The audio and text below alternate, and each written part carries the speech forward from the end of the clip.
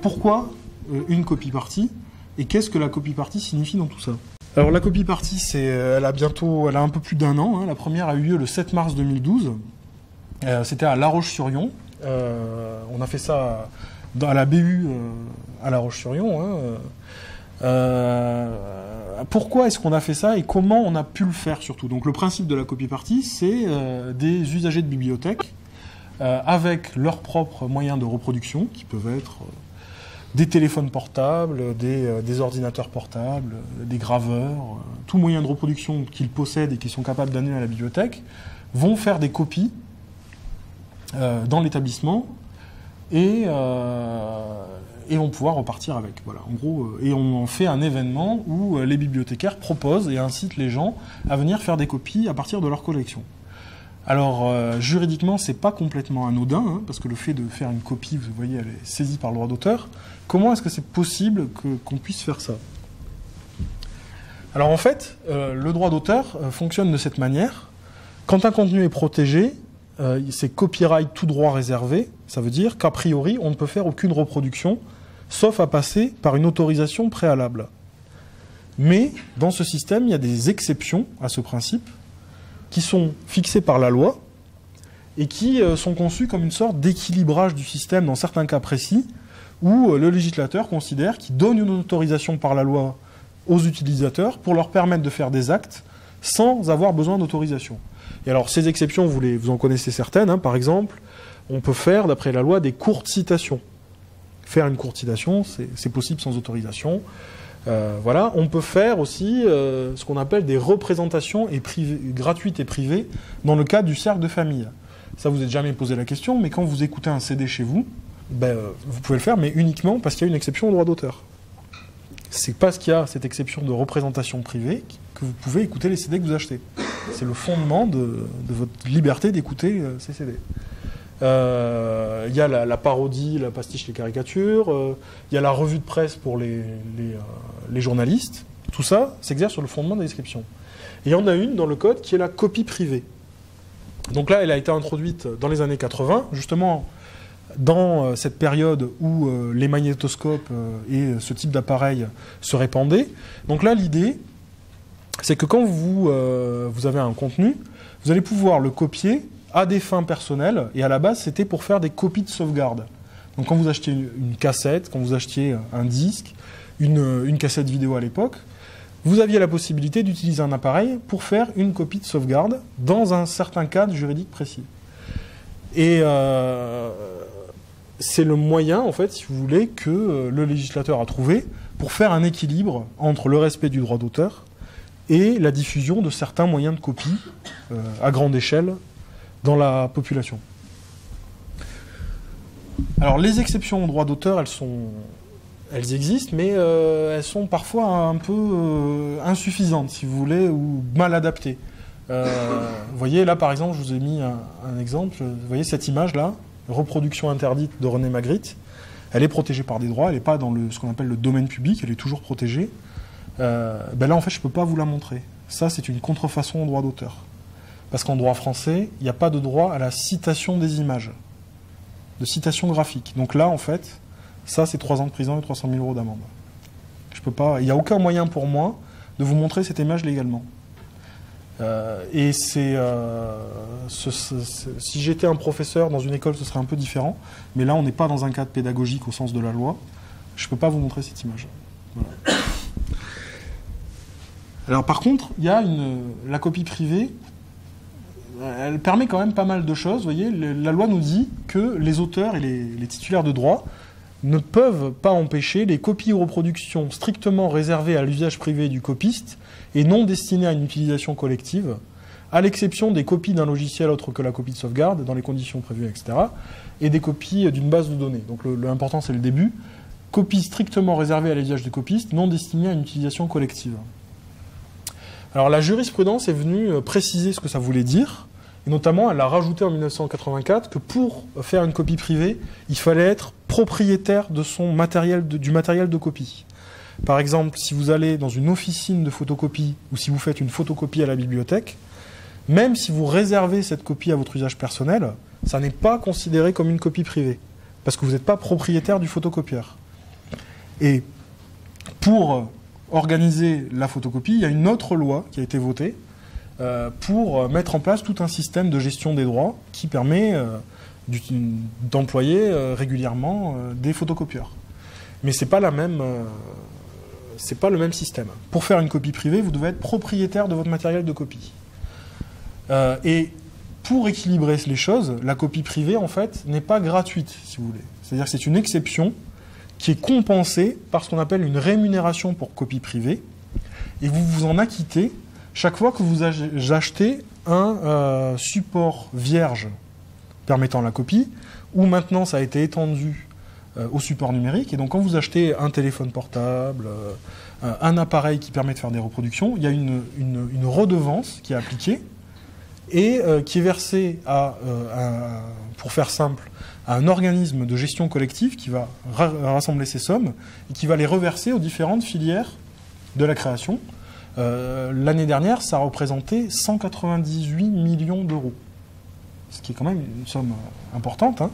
Et il faut savoir que dans cette somme, il y en a un quart qui est réservé, qui va aux sociétés de gestion collective pour mettre en place des activités culturelles type festival. Et c'est un des moyens très importants, hein, de l'action culturelle en France. Donc vous voyez, ce système est en place, il existe. Par contre, si vous voulez, il avait une faille, c'est-à-dire qu'on ne savait pas de quelle manière exactement il s'appliquait à la copie sur Internet. Quand vous téléchargez un fichier sur Internet, est-ce que vous faites une copie privée si vous ne le rediffusez pas? Ça, c'est resté longtemps une question qui se posait. Et les tribunaux, qui ont été soumis des premières affaires de piratage, n'avaient pas vraiment tranché la question, parce qu'ils ne se prononçaient pas sur ce qu'on appelle la question de la source licite. Pour faire une copie privée, faut-il que la source de la copie soit licite ou pas? Donc si vous dites oui, est-ce qu'il faut que ce soit licite, ça ne s'applique pas au piratage. Si vous dites non, ça peut potentiellement s'appliquer à certaines formes de piratage, comme c'est le cas d'ailleurs dans les pays comme l'Espagne, hein, ou le Portugal que j'ai cité, qui ont utilisé la copie privée pour rendre légal le téléchargement simple. En décembre 2011, il y a eu une réforme du régime de la copie privée par la loi, ça nous a donné une loi, et bon, pour des raisons sur lesquelles je ne vais pas m'appesantir, mais dans le débat, un député a proposé de rajouter explicitement que la source de la copie privée devait être maintenant, que les copies privées devaient être réalisées à partir de sources licites uniquement. Ce qui a pour effet d'exclure, hein, les pratiques de piratage. Et alors nous, quand on a vu ça, en fait, on s'est dit, oui, mais alors attendez, il y a un moyen de l'interpréter autrement. Si on peut faire des copies privées à partir de sources licites, il existe d'immenses réservoirs de sources licites, justement, de contenu, que sont les bibliothèques. J'avais déjà remarqué que pas mal d'usagers de bibliothèques prenaient parfois leur téléphone portable et faisaient une copie d'un livre qui les intéressait. Je me souviens qu'une fois, dans une bibliothèque du réseau à Paris, j'avais vu une personne qui était à genoux par terre et qui avait mis devant elle 5 ou 6 livres de cuisine et qui était en train de les photographier avec son téléphone et qui se faisait sa propre petite réserve de recettes pour la semaine. Et je m'étais dit, ce qu'elle fait, ces gestes-là, est-ce qu'ils sont légaux ou pas? Et en creusant, j'en étais arrivé à la conclusion qu'il fallait qu'on ait une réponse sur la source licite pour savoir si cet acte-là de copie était légal ou pas. Et en fait, la loi nous l'a donné, la réponse. Maintenant, on peut faire des copies à partir d'une source licite. Ça ouvrait la voie à la copie personnelle en bibliothèque. Et l'idée qu'on a eue, c'était de dire, si on peut faire des copies personnelles en bibliothèque, on peut aussi l'organiser dans le cadre d'un événement qui pourrait s'appeler la copie partie, où les bibliothécaires permettraient à leurs usagers de mettre à disposition des contenus et de faire des copies. On a lancé le concept, et ça a donné lieu à la première copie partie à La Roche-sur-Yon, qui a eu lieu il y a 1 an. Donc voilà le cadre. Les conditions sont celles de la copie privée, donc en fait, attention, c'est pas, on est dans le cadre de la loi, donc il y a des conditions, hein, qui sont assez simples à respecter, mais il faut en avoir conscience quand on fait cela. Les copies que vous allez faire tout à l'heure doivent être réservées à votre usage personnel. Ça veut dire que si vous copiez une page d'un livre, vous avez le droit de la conserver, vous n'avez pas le droit de la partager. Et vous avez pas, c'est assez strict, hein. Vous n'avez pas le droit, évidemment, de la repartager sur un réseau social, d'envoyer la page du livre que vous avez copiée sur Twitter ou Facebook. Vous n'avez pas le droit de la donner à un de vos camarades de classe, parce que vous avez vu un schéma dans un livre qui pourrait l'intéresser. Ça, normalement, vous sortez du cadre de la copie privée si vous faites ça. Vous devez faire les copies avec vos propres matériels de reproduction. C'est-à-dire vous devez avoir votre propre appareil photo, votre propre téléphone, votre propre graveur, pas un matériel emprunté à quelqu'un. Vous devez prendre les documents originaux qui sont dans la bibliothèque, évidemment, et vous n'avez pas le droit de briser une mesure technique de protection. Si vous tombez sur un DVD, un CD ou un autre contenu qui est protégé par un dispositif qui vous empêche la copie, vous n'avez pas le droit de le faire sauter. Ça, c'est la loi d'AFSI. Bon, il y a d'autres subtilités que j'avais détaillées dans l'analyse du cadre juridique. Par exemple, il y a une chose assez drôle. Pour un CD de musique, vous avez le droit de le copier dans la bibliothèque, mais si vous l'empruntez, vous n'avez plus le droit de le copier chez vous. Alors c'est assez étrange. Pourquoi ? Parce qu'en fait, bizarrement, en France, il n'y a pas de base légale auprès de CD. Il y en a une auprès de livres, il y a une loi spéciale, mais le prêt de CD n'a pas de base légale. C'est-à-dire que les bibliothèques prêtent des CD illégalement. C'est étrange, mais c'est comme ça. Donc si vous copiez le CD dans la bibliothèque, ça va parce que vous n'avez pas fait un prêt, vous avez bien une source licite.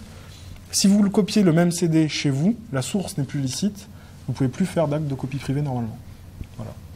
Mais là, comme on va être dans la bibliothèque, vous avez accès à tous les documents qui sont proposés, que ce soit des livres, des revues, des CD, des DVD. Quand on a lancé l'idée, ce qui nous a beaucoup surpris, c'est le retentissement que ça a eu. On a eu une couverture radio, médias et télé qui était assez importante. On avait France 3 à la première copie partie, on a eu plusieurs articles dans la presse. Et ce que je trouve intéressant, si vous voulez, dans cette idée, et pourquoi, à mon avis, ça a eu un retentissement, c'est parce que, pour une fois, on en revenait à une conception positive de la copie. C'est-à-dire qu'au lieu de vous dire « vous ne pouvez pas le faire », on arrivait à dire « ça, vous pouvez le faire ». Et le fait de changer de discours et de dire, en restant dans le cadre de la loi, vous pouvez faire ça, et d'ouvrir une porte vers une forme d'usage, ça a rencontré un certain intérêt et un certain écho. Et moi, depuis, là, je le disais tout à l'heure, moi j'ai la chance de travailler dans une bibliothèque qui s'appelle la BDIC à Nanterre, qui est une bibliothèque de recherche en histoire. Quand je suis arrivé dans cette bibliothèque, je me suis rendu compte qu'ils pratiquent ça depuis toujours, c'est-à-dire qu'ils ont toujours permis la copie personnelle. Et c'est une bibliothèque de recherche sur des documents anciens, enfin pas si anciens, du document du XXe siècle, qui sont toujours protégés par des droits d'auteur, mais qui sont fragiles et assez rares. Et en fait, je ne vois pas comment les chercheurs, aujourd'hui, pourraient travailler sur ces documents sans pouvoir prendre des photos des éléments qui les intéressent. Ils se constituent comme ça une archive qui leur permet de faire leur recherche. Et c'est un usage qui est très très demandé par les chercheurs. Voilà. Alors des copies parties, il y en a eu d'autres. Il y en a eu une en décembre 2012 au lycée Rabelais à Fontenay-le-Comte. Et d'ailleurs, on a une des organisatrices qui est dans la salle.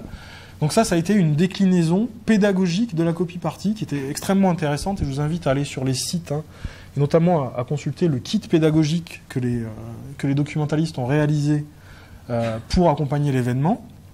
Donc l'idée, c'était de se servir avec les documents du CDI, de se servir de cet événement pour sensibiliser et ouvrir un dialogue sur les questions de copie et de droit d'auteur aujourd'hui. Et ça, visiblement, ça a donné lieu à des travaux d'étudiants et à des activités qui sont assez intéressantes.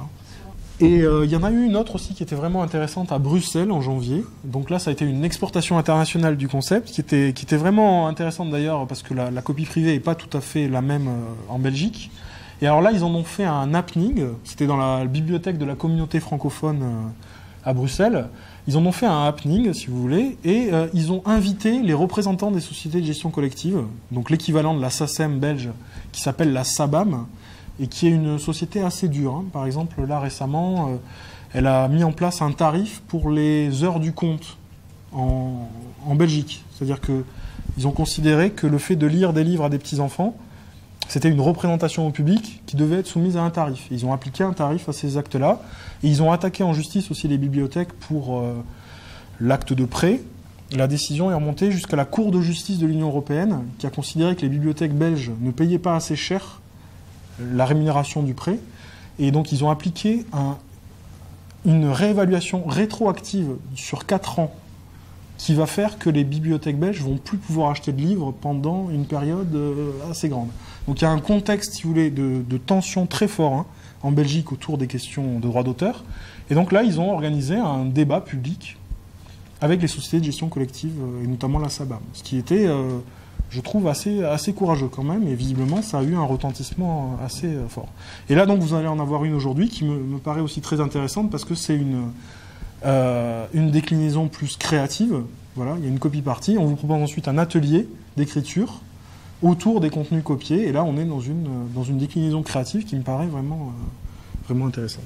Voilà un peu tout ce que charrie l'acte de copie, tout ce que ça peut vouloir dire et comment la copie partie peut nous donner une occasion d'y réfléchir et puis d'en parler.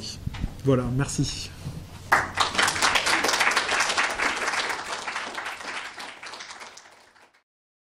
Est-ce que tu peux nous dire un mot de... Je crois que tu es l'inventeur du concept de copie fraude, du fait que des œuvres qui normalement ne devraient pas être protégées par le droit d'auteur, avec la technique, se retrouvent protégées par des droits théoriquement, elles n'ont pas.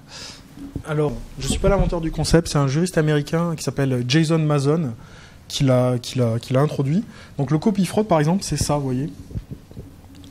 Je l'avais mis exprès, cette image. C'est le fait de revendiquer frauduleusement un copyright sur un contenu qui ne devrait pas être protégé, notamment quand il est tombé dans le domaine public après l'expiration des droits d'auteur. Donc là, vous voyez, si vous allez sur le site du département de la Dordogne, vous constaterez que le département de la Dordogne revendique un copyright sur les peintures de Lascaux, qui ont 17 000 ans, ce qui paraît relativement... Et c'est une vraie revendication qui a donné lieu récemment à une affaire en justice avec un des personnes qui travaillait à la restauration, qui a fait une reproduction de la fameuse vache noire de Lascaux, et qui a été attaqué par le département pour reproduction illégale. Ça, c'est un phénomène qui est très très inquiétant, si vous voulez, parce que le domaine public, j'en ai pas parlé, mais c'est un mécanisme d'équilibrage du système qui est fondamental. Normalement, une fois que les droits se terminent, 70 ans après la mort de l'auteur, les œuvres rentrent dans un état qui est un état de disponibilité à la copie et à toutes sortes de choses. Et ça ouvre des portes à la réutilisation, etc. Et de plus en plus, on se rend compte qu'avec la numérisation, beaucoup d'institutions culturelles remettent du droit d'auteur ou d'autres sortes de droits sur les œuvres du domaine public. Et en faisant ça, à mon avis, elles font quelque chose de très grave parce que elles portent une atteinte à l'idée même du domaine public, et ça, c'est très problématique. Voilà, donc on a beaucoup d'exemples en ce moment. Il y en a un à la BNF, justement, à la Bibliothèque nationale de France, où il y a eu des accords de partenariat public-privé avec certaines firmes qui vont conduire à 10 ans de restrictions sur l'accès à des corpus d'ouvrages anciens qui me paraissent assez graves. Donc le copy fraud, c'est un vrai problème. Et moi, je crois beaucoup que la notion de domaine public pourrait, justement, si elle était mieux protégée, apporter un vrai équilibre au système du droit d'auteur. Donc, dans le cadre d'un espace auto-formation en bibliothèque, est-ce que nous devons vérifier, quand nous utilisons des ressources gratuites, si donc la personne qui a mis en ligne ces ressources nous autorise en fait à les utiliser et à les mentionner et les référencer? Est-ce que ça porte atteinte au droit d'auteur? Ça c'est une question assez compliquée, mais qui revient souvent. C'est-à-dire que sur Internet, vous avez tout un tas de mises à disposition de contenus gratuits, mais qui ont tous, qui peuvent avoir des statuts très différents. C'est-à-dire que si jamais vous allez prendre une image qui est sur Wikipédia et que vous la réutilisez, vous allez pouvoir le faire légalement parce que ces images ont été mises à disposition sous ce qu'on appelle des licences libres qui vous permettent la réutilisation. Si vous faites une recherche sur Google Images et que vous voyez une image qui vous intéresse, il y a de très fortes chances que cette image elle soit disponible gratuitement, mais que vous ne puissiez pas la réutiliser. Parce qu'il y aura quand même un droit d'auteur. Ce n'est pas parce que quelque chose est accessible sur Internet librement que vous pouvez le réutiliser dans votre espace. Donc en fait, la réponse, elle ne peut pas être unique. il faut voir document par document quelle est l'intention de l'auteur. Est-ce qu'il a mis un copyright tout droit réservé ou est-ce qu'il a choisi d'ouvrir ses usages? Et alors là, justement là, on tombe sur un immense espace qui est celui des ressources ou licences libres qui vous permettent des tas de réutilisations. Bon, moi, sur mon PowerPoint, par exemple, la très grande majorité des images sont issues de Flickr, qui est le site de partage de photographie, le plus grand site de partage de photographie. Et sur Flickr, vous avez 280 millions d'images sous licence libre. Vous regardez quelle licence est appliquée à l'image. Et là, vous voyez, par exemple, moi j'ai trouvé cette image de la pyramide de Khéops. Elle est sous une licence qui permet toute forme de réutilisation à condition de citer le nom de l'auteur. J'ai cité le nom de l'auteur par Michel Collin. Et là, je suis dans les clous du droit parce qu'il m'a donné cette possibilité. Et là, pareil, je trouve une autre image, je peux la réutiliser. Donc là, j'ai pu réutiliser ce tableau de Dürer parce qu'il est sur Wikimedia Commons et il est dans le domaine public. Wikimedia Commons, c'est la banque d'images qui alimente Wikipédia. Je peux le réutiliser, pareil pour ces images-là. Donc voilà, la question, je ne peux pas vous répondre, si vous voulez, dans l'absolu, parce que c'est vraiment une question de cas par cas. Et c'est très complexe. Et ça devient d'ailleurs une compétence de bibliothécaire, c'est-à-dire savoir identifier des contenus réutilisables vraiment, ça peut être très précieux pour nos activités. C'est pareil pour la musique. Il y a des musiques réutilisables, d'autres pas, des vidéos. Tu l'évoquais à la fin de la citation de Laurence Lessig. Je pense que ça peut être important de l'évoquer quand même, c'est-à-dire quels peuvent être les modes de rémunération. Bon, la question, évidemment, c'est de se dire que les personnes qui créent des œuvres, qui sont des artistes, et toutes les filières qui participent à cette création, évidemment, ils ont besoin d'un mode de financement, et il ne s'agit pas du tout de nier que la création ait besoin d'être financée. Moi, je ne suis pas un partisan du tout de la gratuité à tout va et du fait de dire que la culture doit être absolument gratuite dans toutes les circonstances. Tout ça, ça a un coût. Et il faut que socialement, il y ait des moyens qui soient mis en place pour que les artistes puissent créer, avoir le temps de le faire, etc. Donc moi, j'ai toute une partie de ma réflexion aussi qui est sur le fait de savoir comment on organise des modes de rémunération. Bon, il faut savoir, par exemple, que quand vous êtes sur Deezer ou sur Spotify, c'est une offre légale. C'est-à-dire vous allez payer un abonnement éventuellement pour l'offre premium, avoir la musique sur votre téléphone. La part qui revient effectivement aux auteurs est infime et aux interprètes, elle peut être inexistante, zéro. Donc voilà, le financement de la création, il cherche sa voie actuellement et dans l'offre légale, il n'est pas toujours au rendez-vous, si vous voulez. Vous avez des gens qui, depuis longtemps, ont pensé qu'on pouvait essayer de changer le mode de fonctionnement du droit d'auteur, plutôt que de le déclencher à chaque acte de copie. On pourrait le déclencher uniquement quand il y a utilisation commerciale des contenus. Donc on changerait le mode de fonctionnement. Certaines copies pourraient devenir libres, celles qui se situent dans une sphère qu'on appelle le partage non marchand. C'est-à-dire que si je suis en train d'échanger un fichier avec un ami ou même le mettre à disposition sur un site de peer-to-peer, mais que je n'ai pas de publicité sur mon site, voilà, je suis dans un cadre vraiment non marchand, ces échanges-là pourraient être légalisés. Par contre, on mettrait en place un mode de rémunération associé qui peut prendre plusieurs formes.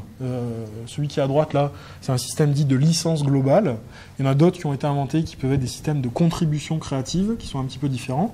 Ça tourne quand même tous autour de l'idée qu'on payerait un surcoût à la connexion Internet par mois, qui pourrait être de l'ordre de quelques euros. Il y a plusieurs modèles. Ça peut être 3, 4, 5 euros. Donc votre connexion Internet vous coûterait 3, 4 ou 5 euros plus cher. Mais l'ensemble de ces sommes serait rassemblées et reversées aux créateurs pour, voilà, sous la forme d'une rémunération. Il y a plusieurs projets, et moi, celui que je trouve le plus abouti, c'est celui qui a proposé la Quadrature du Net, qui est une association de défense des libertés numériques, qui a fait un programme qui s'appelle Éléments pour une réforme du droit d'auteur et des politiques culturelles liées, qui propose une légalisation du partage non marchand associé à un mode de financement de type contribution créative. Il propose aussi d'autres types de financement qui peuvent être le crowdfunding. Vous savez, l'idée, je ne sais pas si vous connaissez une plateforme comme Kickstarter ou KissKissBankBank, où un artiste peut venir proposer un projet et les internautes le financent directement. Ça peut être aussi un point. Et je m'intéresse aussi beaucoup à des projets de type revenu de base qui proposent là de verser des rémunérations, une sorte de minimum incompressible, inconditionnel de rémunération à toute la population pour lui permettre de gagner en autonomie, et notamment pour les pratiques culturelles. Donc des pistes de financement de la création, il y en a. La contribution créative telle que la présente Philippe Aigrin, qui est la personne qui a mis au point ce système, qui travaille avec la Quadrature du Net, il estime qu'elle peut rapporter plus d'1 milliard d'euros par an, rien que pour la France. Ce qui fait qu'en fait, on en parle depuis 2006. Les industries créatives et tous les auteurs sont passés à côté de 6 ou 7 milliards de revenus à redistribuer. Donc moi, j'attends de voir quand est-ce qu'ils auront cette même somme avec l'offre légale, si vous voulez. Donc vous voyez, des pistes, il y en a. Le problème, c'est que si on met en place ça provoque une recomposition globale du système des industries culturelles qui va être assez perturbante. Et c'est pour ça que beaucoup d'industries culturelles s'opposent à ces systèmes, parce que quelque part, ça leur fait perdre beaucoup de contrôle sur la distribution des contenus, la manière dont ils sont créés, etc. Et c'est ce qui crée des tensions très très fortes. Hi, Dan Ball here. I won't be doing any rapping today, and I'll tell you why. Earlier, I tried to log into YouTube and was confronted with this thing. It's about my new video criticising copyright claims made by rapper Lord Finesse. The video has been removed due to a copyright claim by Lord Finesse. Yes, I criticised somebody for being irresponsible with copyright, and they responded to the points I raised by having them obliterated out of existence. Sadly, I can't show you any of the video in question, or the material it's supposedly infringing, in case this video gets removed too. The takedown has handily silenced the debate, both in the video and in the comments section underneath. That means everybody who commented on the video with their views has been censored too. Remember that really clever point you made yesterday that totally took apart the other guy? Yeah, well, that's gone now. Hurts, doesn't it? Now, a really interesting thing is that of the countless videos on YouTube containing elements of Finesse's song, mine appears to be the only one that has been taken down. Even Mac Miller's version is currently still up and running. This makes it even more clear that my video wasn't targeted for copyright reasons, but because it highlighted the hypocrisy of the lawsuit in question. Copyright law is being used to silence criticism of copyright law. Now, before being given control of my channel again, I was forced to take this patronising quiz, replete with animated cartoon characters, to make sure that baby Daniel knows the basics of copyright and fair use. Speaking of which, let's look at how this takedown is entirely unjustified. In the USA, videos such as mine are protected by fair use law. Fair use law is intended to protect commentary and parody. The removed video clearly falls under both of these categories, a fact I emphasise with the following statement in the video's description. The instrumental music in this video was created by Lord Finesse for his song Hip to the Game. The piece is based on a sample of Oscar Peterson's piece Dream of You. It is used here for illustration purposes, parody purposes, and because I want to. Oh, that dry British humour. Ah yes, Britain. It might be argued that as I'm based in the UK, then US fair use law doesn't apply. However, UK laws have also been passed to protect works such as mine. The Copyright, Designs and Patents Act 1988 clearly states that fair dealing with a work for the purpose of criticism or review, or reporting current events, does not infringe any copyright in the work, provided that it is accompanied by a sufficient acknowledgement. And surely that's exactly what I did when I sufficiently acknowledged both Finesse and Peterson, as you've already seen. We've looked at the legal case against the censorship of my video. Now let's look at the cultural case. Since hip-hop's first postnatal mewlings, the genre has relied on the reuse of existing material to make something new. The first rap song to gain wide attention was Rapper's Delight by the Sugar Hill Gang, which involved a bunch of guys dropping rhymes over Chic's Good Times. Ever since then, uncleared samples have been used by practically every artist you care to name. NWA, the Beastie Boys, the Fugees, 50 Cent, Kanye West, and of course, Lord Finesse himself. An equally important example of an exciting creative culture existing outside of copyright law is the flourishing mixtape scene. Up-and-coming rappers prove their worth by recording tracks on other artists' instrumentals and sharing them as digital mixtapes. Many of today's mainstream artists earn their chops in this way, relying on the use of infringing material before they could go legitimate with a big record deal. Across the internet you'll find nines of thousands of artists who embrace and rely on these techniques. Without sampling and remixing, hip-hop would sound like this. Now, one of the genre's most esteemed legends has turned around and done a big poo on rap's cut-and-paste cultural convention, a convention which he himself relied on to build his own career. Now, the argument being made is that it's okay for Finesse to sample the works of others because he uses smaller samples, little ones, and adds additional layers. Supposedly using a larger sample is not the same, and is entirely unjustifiable, immoral, and damaging to the tune of $10 million. However, the principle is the same, and any line between P. Diddy-style loops and Prodigy-style chops is murky and arbitrary, or more to the point, non-existent. Why is it okay to take pennies, but not pounds? The great thing about hip-hop is that it's about people saying exactly what they want in the way they want to say it, regardless of whose knickers get in a twist as a result. Now, I've been prevented from saying what I want by someone who's meant to represent everything hip-hop is supposed to be. Pants.